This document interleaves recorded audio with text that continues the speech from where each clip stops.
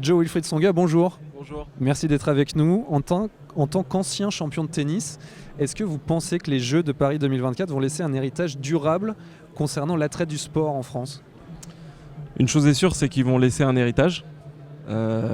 Durable, on l'espère, puisque tout ça, ça a été organisé effectivement pour faire prendre conscience au grand public que le sport, c'est quand même important. Il y a quand même des vrais enjeux, il y a des enjeux de santé, il y a des enjeux d'éducation. Et il y a des enjeux sociétals, donc je pense que honnêtement aujourd'hui les Jeux Olympiques ça a quand même été une grande réussite. On a tous pu voir que les gens ont été heureux pendant ce mois-là et j'espère effectivement que ça va laisser des traces et que ça va permettre de développer le sport au maximum en France. Si on revient sur votre parcours sportif, quelles ont été les valeurs clés apprises pendant votre parcours que vous avez envie de partager avec les jeunes ici à Samatch ?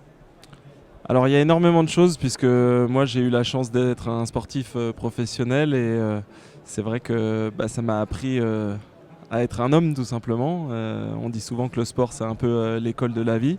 C'est vrai qu'aller à l'école c'est très bien, on nous apprend énormément de choses et on en a vraiment besoin dans notre système éducatif. Mais je crois que le sport amène d'autres choses. Des valeurs qui sont des fois un peu moins palpables, mais qui sont très importantes pour la vie en société et qu'on puisse s'organiser tous ensemble et bien vivre. C'est quoi ces valeurs ? L'esprit d'équipe, l'entraide, la solidarité ? Alors il y a énormément de choses, ouais, effectivement. Il y a l'esprit d'équipe, il y a la responsabilité, l'autonomie, toutes ces valeurs qui font que finalement on puisse réellement vivre ensemble, être productif, être compétitif et voilà, et améliorer notre monde tous les jours. Quel a été votre plus grand échec et comment vous l'avez surmonté ?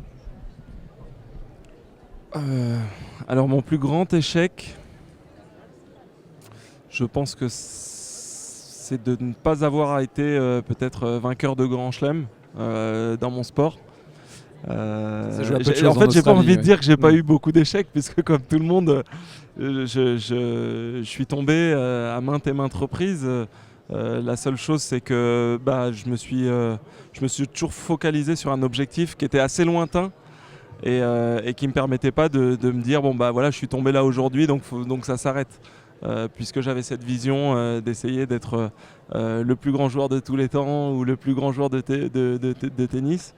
Et effectivement, même quand je tombais, ça faisait partie d'une étape dans ma vie.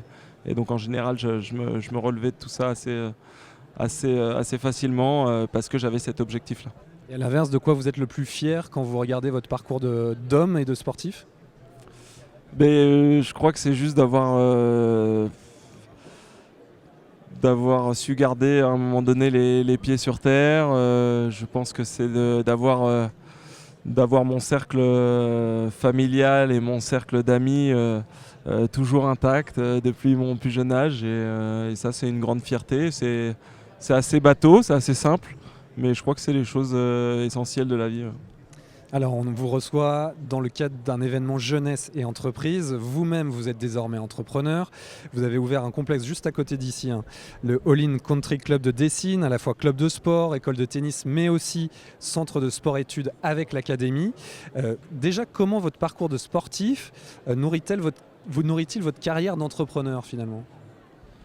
Je pense que ça nourrit ma carrière d'entrepreneur tout simplement avec toutes les valeurs qu'on a pu évoquer avant.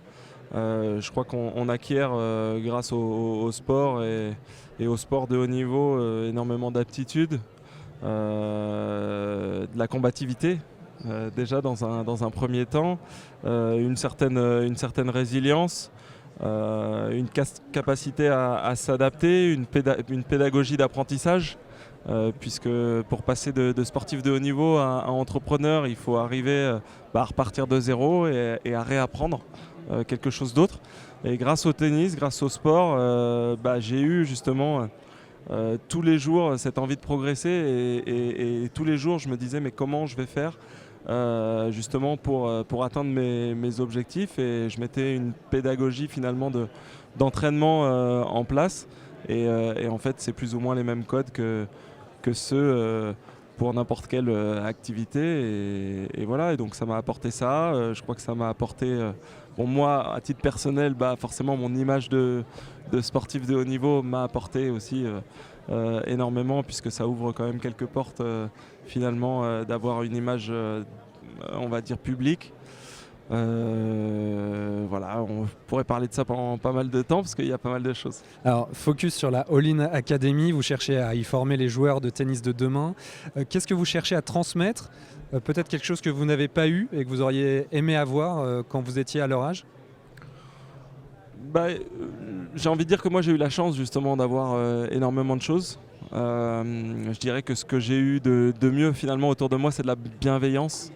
Et ça c'est très important. Encore une fois, ça paraît assez bateau comme ça, comme terme, mais je pense que c'est très important d'avoir cette bienveillance, et à la All-in Academy, c'est assez clair en tout cas avec nos collaborateurs, que le plus important à apporter à tous ces jeunes, déjà dans un premier temps, c'est la bienveillance, et puis ensuite c'est de leur transmettre le goût du travail, le goût de l'investissement, et puis le respect des règles, aussi, être capable justement de créer dans un cadre bien déterminé.